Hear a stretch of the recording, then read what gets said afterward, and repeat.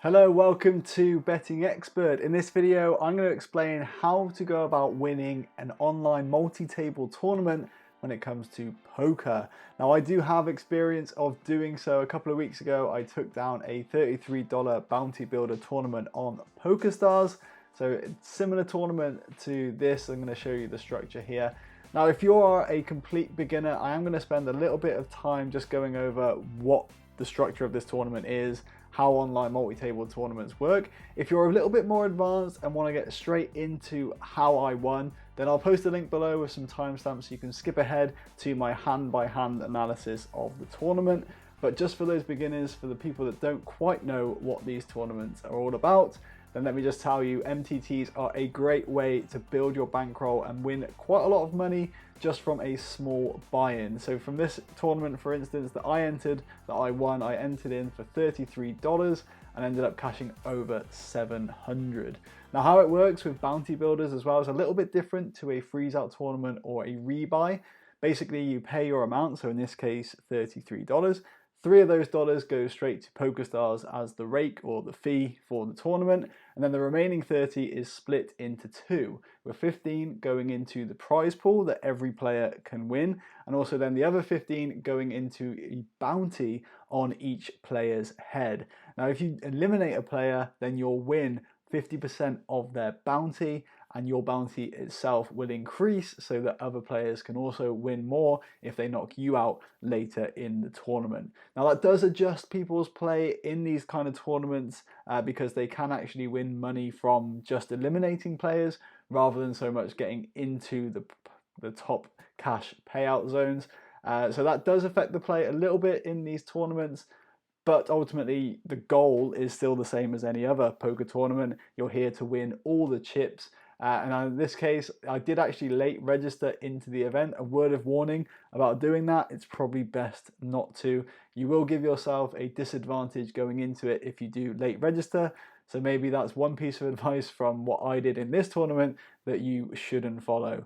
But without further ado, let's get into the hands. I know you want to see how I went about winning the 700 odd dollars for entering and winning this MTT. So the one I played in did have over 100 entrants. Now, I think early stage play is basically just about feeling out where you're at in terms of. Now, just a little advice for early stages of a tournament. I think it's best to play quite tight, which means basically be very selective in the hands that you play. You'll see that I do that when we get to the hand-by-hand analysis.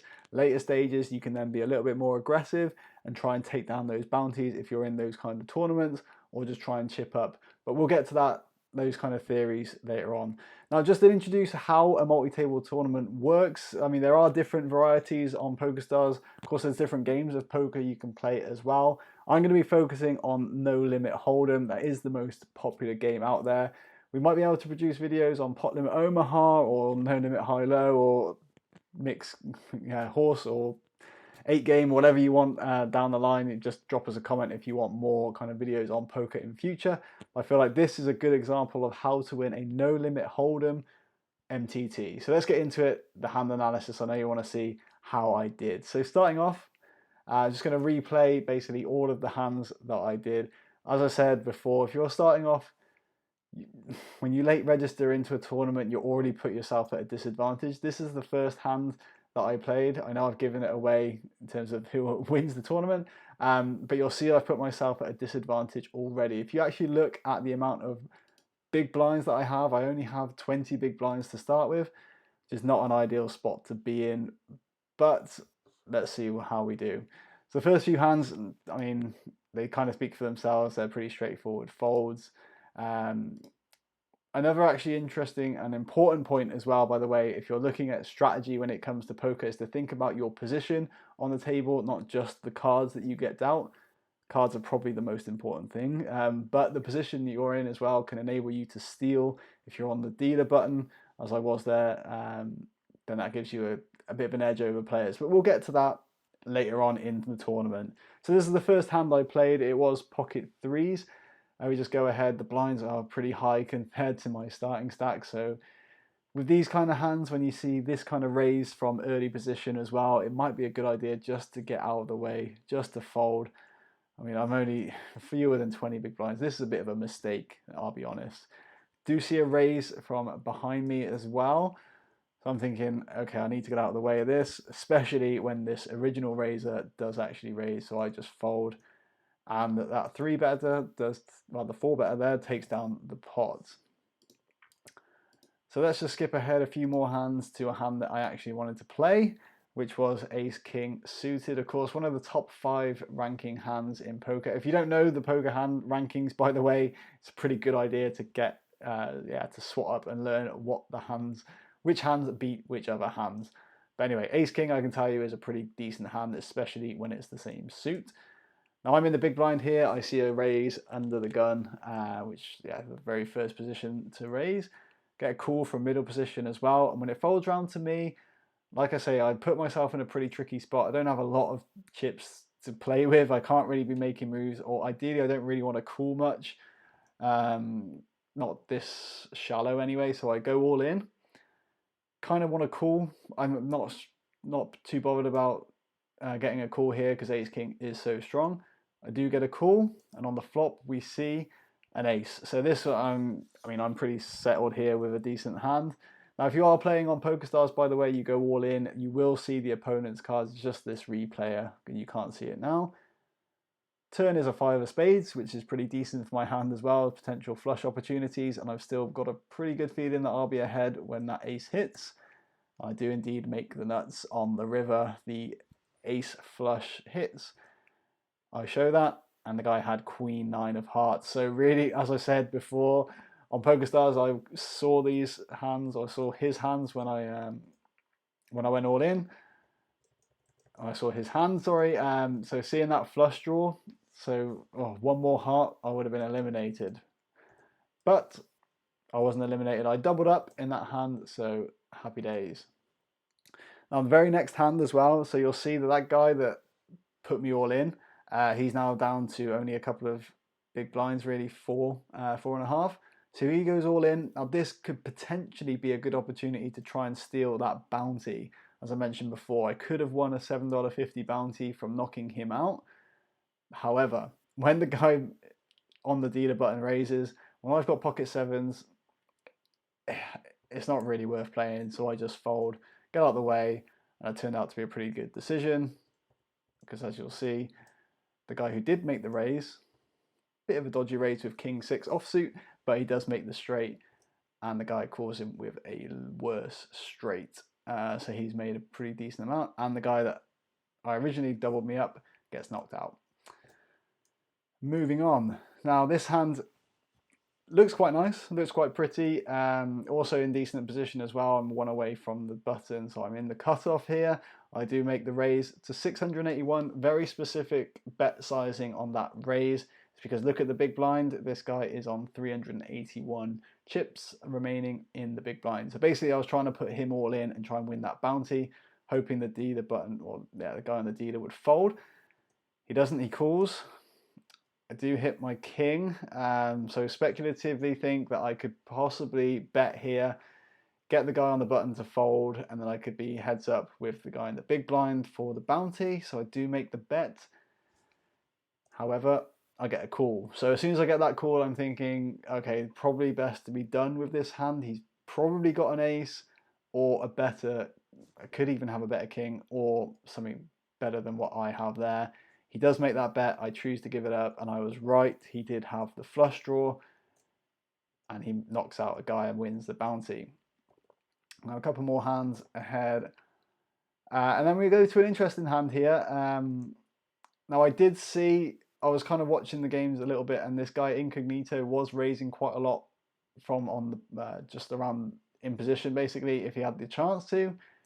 However, I'm not sure if this is the right thing to do or if it's a mistake or if I'm lucky, but I did choose to go all in here because I did sense that he was trying to steal the pot, so I just went for it. Probably not a highly recommended move to make, to be honest, but it did work because he folded, so I managed to pick up that steal attempt and add a couple of thousand chips to my stack, so I was happy with that. Not really recommended, but it is worth defending that big blind if you can. A few more hands here is pretty quiet. just didn't really get any cards for a few hands. I mean, yeah, an orbit until I get to this hand.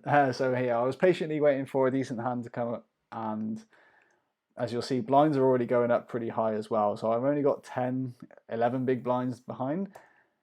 The guy in front of me makes it a really easy decision for me of what to do next. Obviously, I just call here, all in, and this is a scary flop when you've got aces.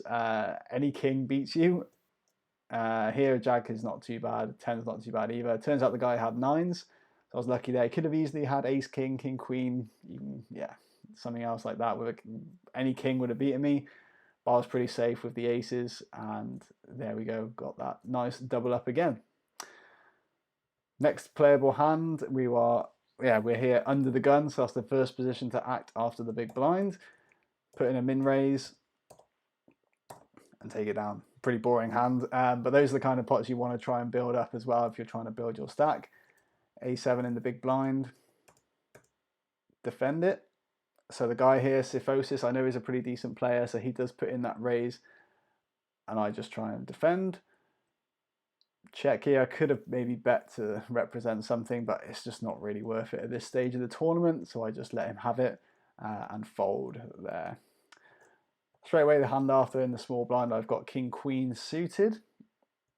Now I do call the 3x raise from under the gun, speculative potentially. Now I've got a gut shot really. Any 10 would have helped me here, but I don't think that's really worth chasing, so I just get out the way and we fold there.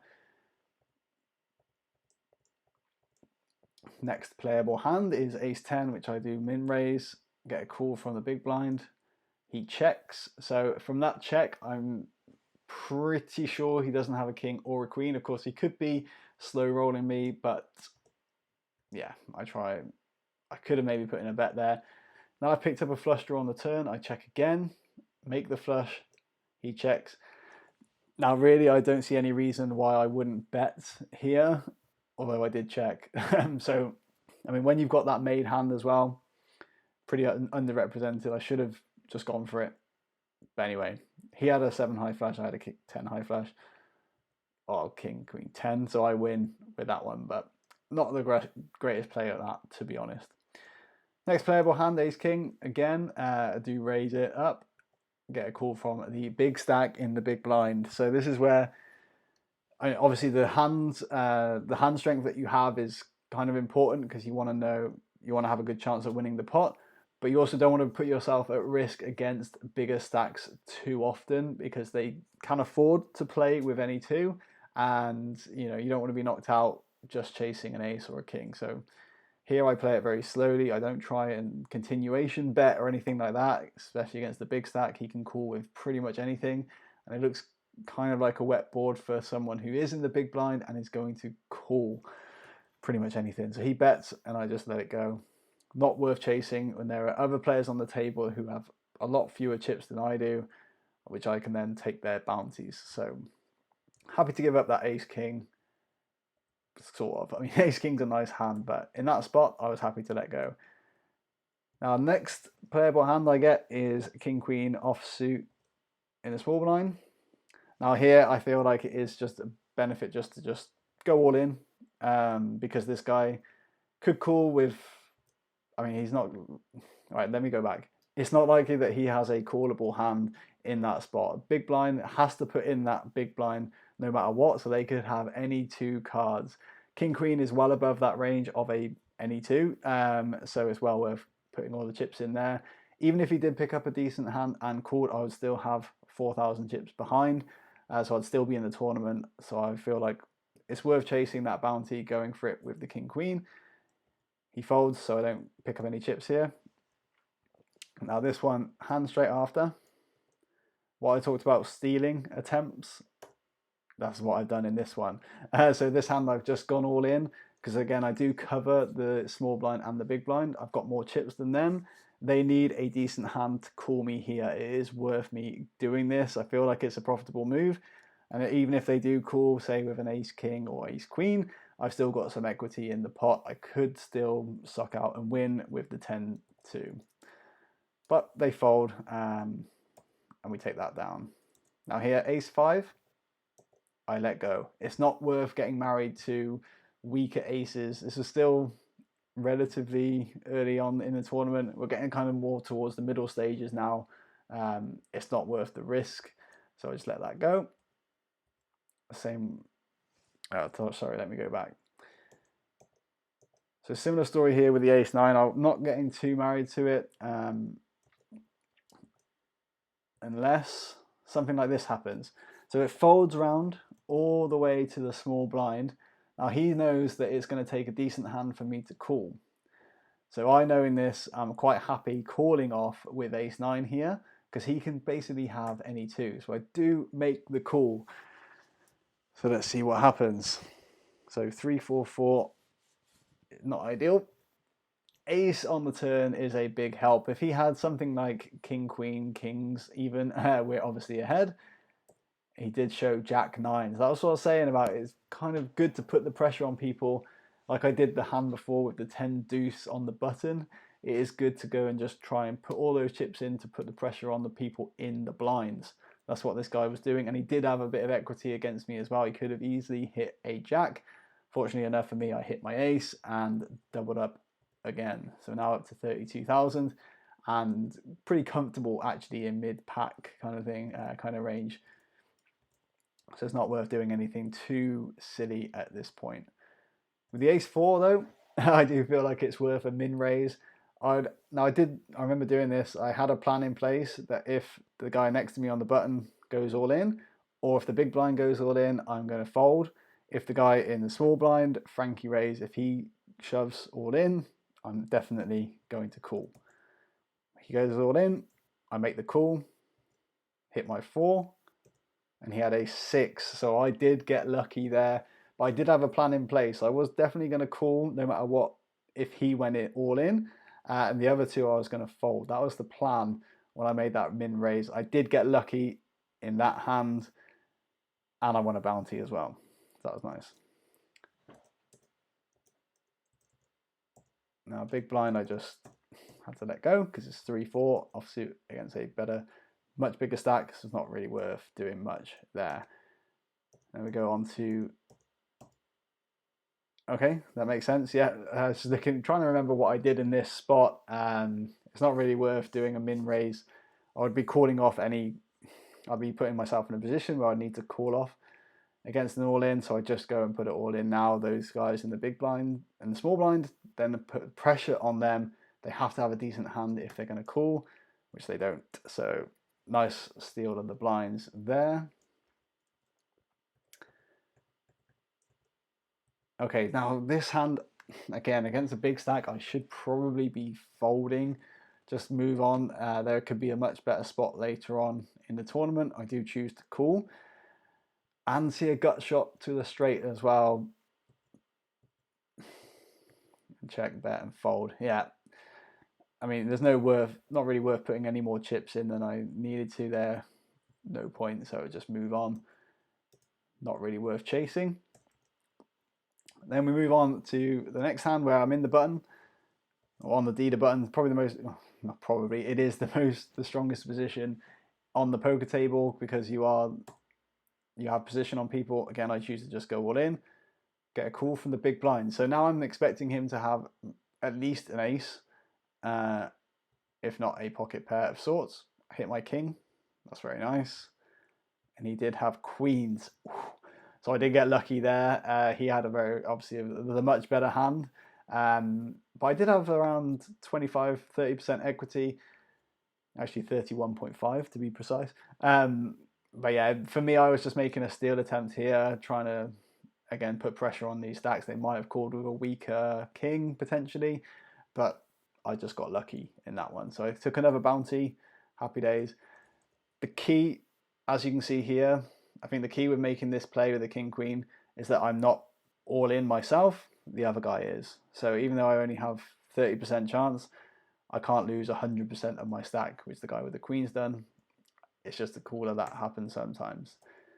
Anyway, next, I mean, a couple of hands later, I get some 10s, so really getting some decent cards.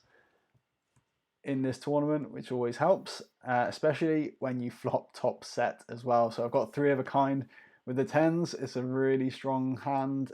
In fact, pretty much, well, on that board, it's the strongest possible. So I could have just checked back, trying to give him some kind of option or to bluff me later on, but I thought, no, just play it faster, take it down, and we move on. So already I'm kind of chipping up as well as we go, which is always nice to do. Now here, this is the next hand I play. I min raise under the gun. So under the gun, by the way, is the first position after the big blind. It's really, you should be only playing those really high ranking cards when you're in that spot. But obviously, I mean, the amount of luck, as you've seen, that I've had so far in this tournament, I thought, okay, let's keep it going. Get him, yeah, 3-bet from behind me. So the guy in middle position here does put in a raise. I call, hoping for a 6. Doesn't happen. Check, bet, fold. Pretty much a waste of chips, to be honest. And even if I do hit that 6, I mean, yeah, he's not going to pay me off, more than likely. Anyway, little lesson learned there. And we move on. Not really any playable hands here until I get to this big blind spot, where I see a raise from the cutoff, and then I just go all in again. So a similar move to what I made before, trying to defend that big blind. And look, fortunately enough, I thought that guy was stealing, and he was trying to steal that big blind, so I got it through. And then we move on. I get ace queen, little min raise, getting a call from the big blind. Check it goes. Now I've picked up a heart draw as well, so I still think my ace could be good here, and I do decide to check, and then he bets. Now really, it's a bit of a strange spot because he's not really shown any sign of strength at all in this hand. It could be that he has, I mean, anything like a 9-jack, 9-10. He could have something here, but I just didn't feel like he did. Put in that steal attempt before, I just, for some reason, had a read that he didn't have anything. Made the call thinking my ace high was good, and it was. So fortunately enough, he only had the king high, so I picked off that bluff. Bit speculative, but those are the kind of plays you do need to make if you're going to try and win a tournament as well. You are going to have to pick off those bluffs against you. So we win there, up to 50,000 chips, which is pretty nice. I chose to fold the ace-5. Don't really want to do anything too funny with that. And then we move on to the next hand, where again I decide to shove over the top of this guy, Ivan, who then does actually find a call. So I think we're off to the races here. So yeah, looking back, I did have a 50% chance of winning this one. Just had to avoid a king or a queen in his hand, and he had ace-10, fortunately enough. That's another little secret as well to winning multi-table tournaments. You are going to have to win 50-50 flips. Ideally, get in with the best of it.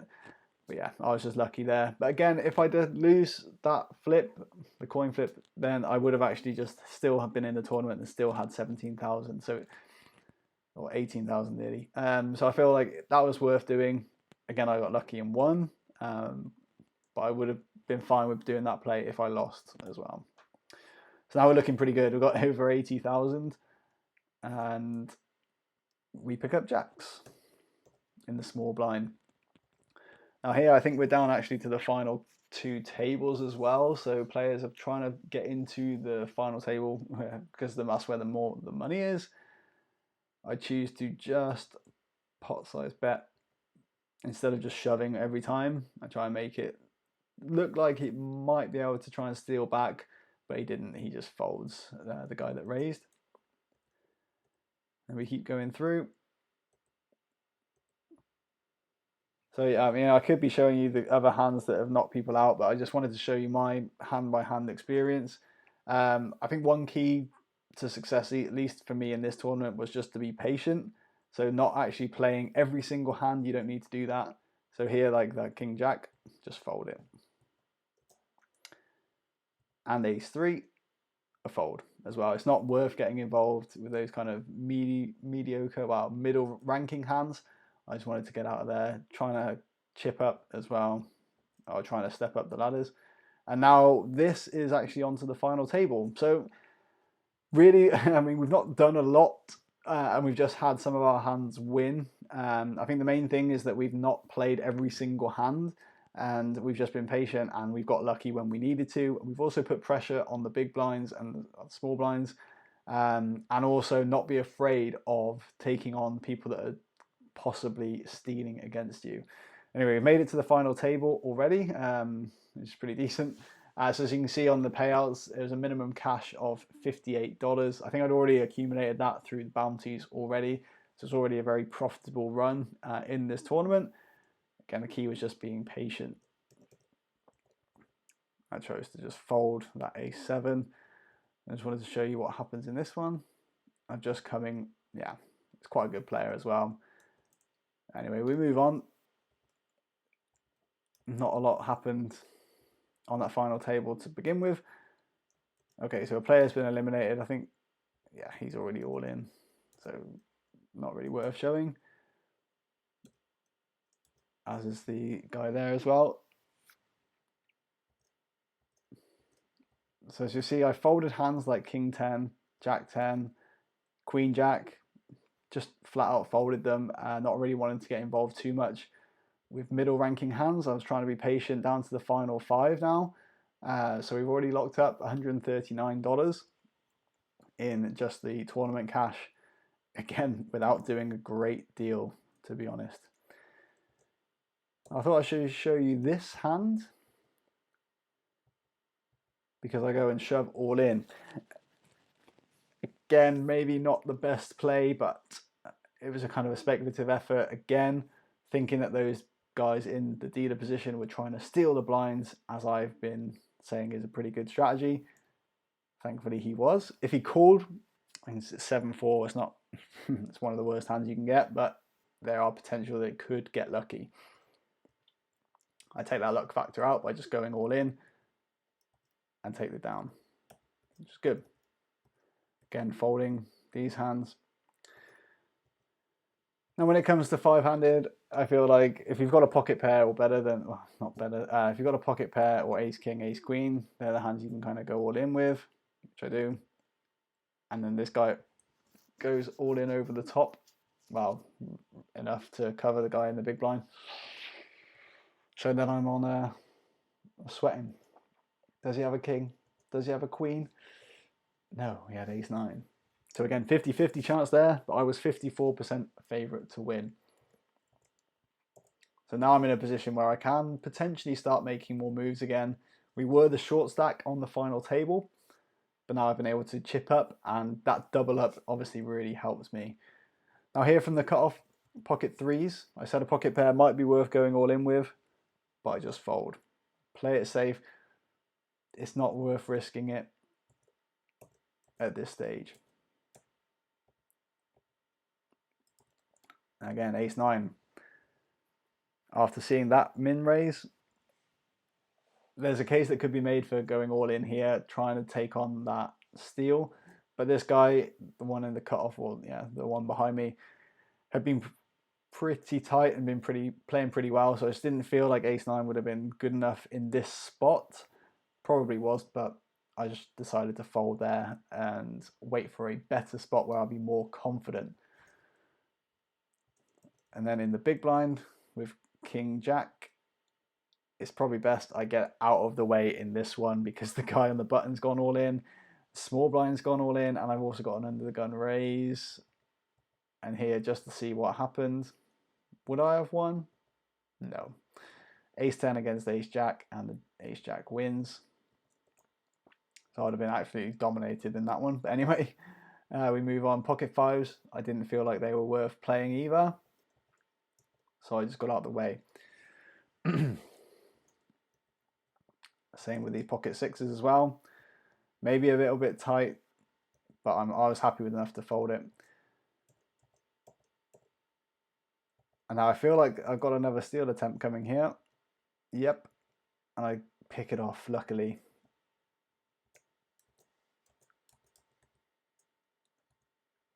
We've still not really seen any flops yet. Here we go. Big blind walk, thank you. Always nice to see people fold all the way around to you when you're in the big blind and the short stack and a final table. Does help a lot. And now here I feel like, yeah, it's pretty straightforward, all in. Again, the chance to just take that big blind. He does need a really decent hand to make the call, and he doesn't, so I'm happy with that. And now this hand, okay, I'll level with you. This was a mistake, especially when I see that happen. Yeah, you're going to see what happens. Oh, this is a nice flop. Oh, that's an even better turn. Oh, what did he have? Yeah, I was dominated in this pot. I shouldn't really be trying to steal with queen deuce suited. But like I said before, you can get lucky. I did have 27.5% equity according to the stats. So, you know, there is a chance that I could win this pot. But really, at this stage, I should have been eliminated. I should have taken the 4th place, $170. Yeah, hands up. I got lucky in that spot. But getting lucky then puts me into second and really does put me in a strong position now for the rest of the tournament.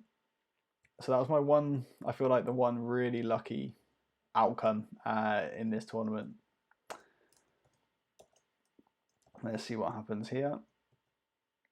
Yeah, then I can start being more aggressive and putting pressure again on the blinds, which I have done basically throughout the tournament when I'm in a good spot. So when I've got chips, I can take people on. If I haven't, then it's not worth it. And now we move on to having nines in the big blind. Now with these pot odds, it should be a pretty straightforward call when the guy goes all in. Potential bounty as well is going to be pretty high at this stage, given that we're only four-handed.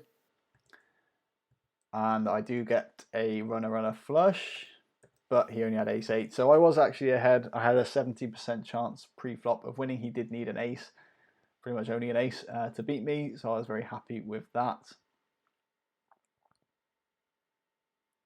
I mean, well, he did have a straight, but I had the flush. So yeah, I win. And then I think it was just a case of waiting for decent hands again. So here, queen deuce is a very straightforward fold. 3x raise from the button. And now for me, when I fold, I kind of want to see these two go at it and go all in as much as possible, because then I have a chance of going up the leaderboard and getting more cash. So he's gone all in with a king high flush draw, and the other opponent had a deuce only. That was it. He went all in on the bottom pair, and it paid off quite nicely. So I could have got in a lot of trouble if I did play that hand, because I did have the queen deuce. But yeah, then we're down to heads up, just like that. Sometimes multi-table tournaments are that straightforward. It's just a case of waiting for decent hands to happen, to come your way, and getting value and getting lucky as well in some spots. But I feel like putting pressure on people, identifying when people are stealing as well, does pay dividends if you can do it. Here I raise, the guy limps from the small blind. I raise it 3x and then he goes all in. Heads up, an ace is strong enough, I feel like, to call, so I'm happy enough to make the call. Flop a middle pair, and I think you'll know, obviously, I got lucky here. The guy had pocket fours, so very close. I only had 45% equity in this one, so I wasn't the favorite, but it's pretty much a coin flip, so I got lucky again. And then when we're down to heads up, it's just a case of, again, trying to put on pressure when you can, trying to identify weakness if you can, and trying to pick off bluffs as well. So for some reason here, I thought he was bluffing, and he wasn't. He had an ace. So that was a very stupid call, really, thinking about it. Looking back now, shouldn't have made that call. Just gave him some extra chips for nothing, really. When you get a hand like pocket nines, it is good to raise, and especially if you get called as well. That's pretty decent. Check, check, goes. And he had queen six, so speculative call on his part here. And a speculative raise in the hand after from me. Maybe you shouldn't be raising with 7-10.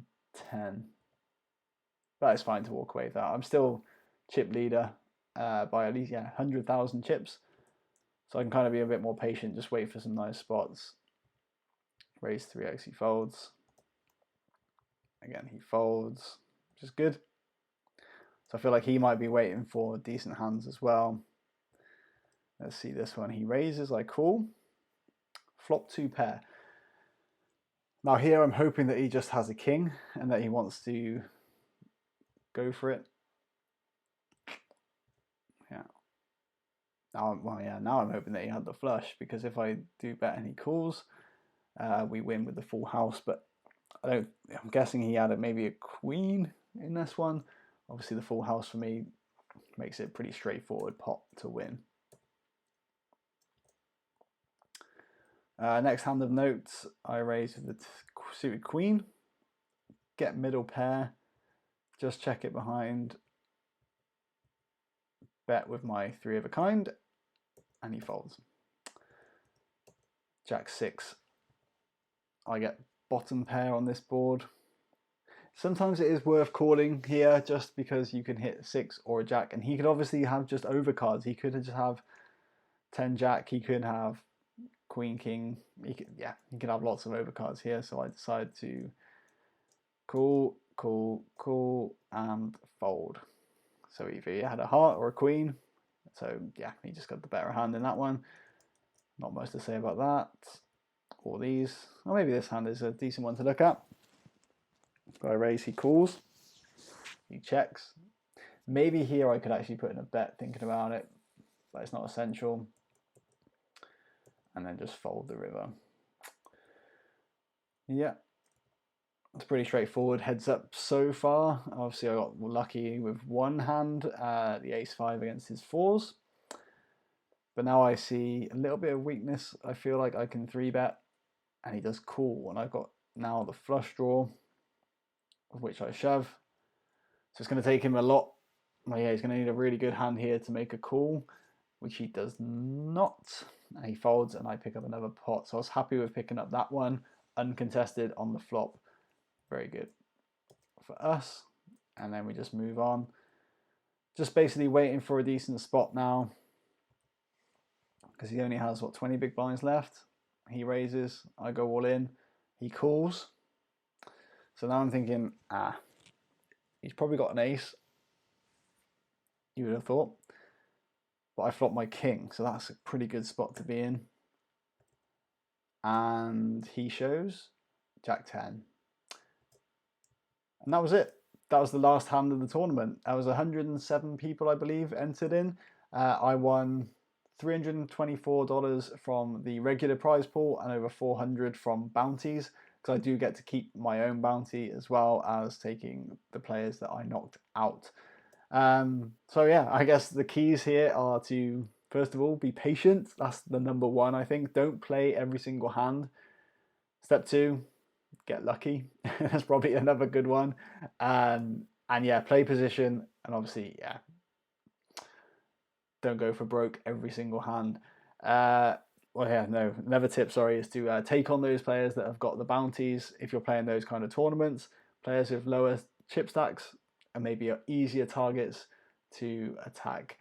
But I hope you found this video interesting. I will post more poker tournaments and post more poker advice on Betting Expert very soon. But for now, thanks a lot for watching. Be sure to drop some comments below. I'm sure there's going to be a few plays that I made that you might think were terrible. Things I could have done better myself. Feel free to add them in the comments, or say what you would have done differently. Let me know. Probably that queen deuce was, yeah, that was a lucky one, I admit. But always gamble responsibly. Thanks a lot for watching, and I'll see you again very soon.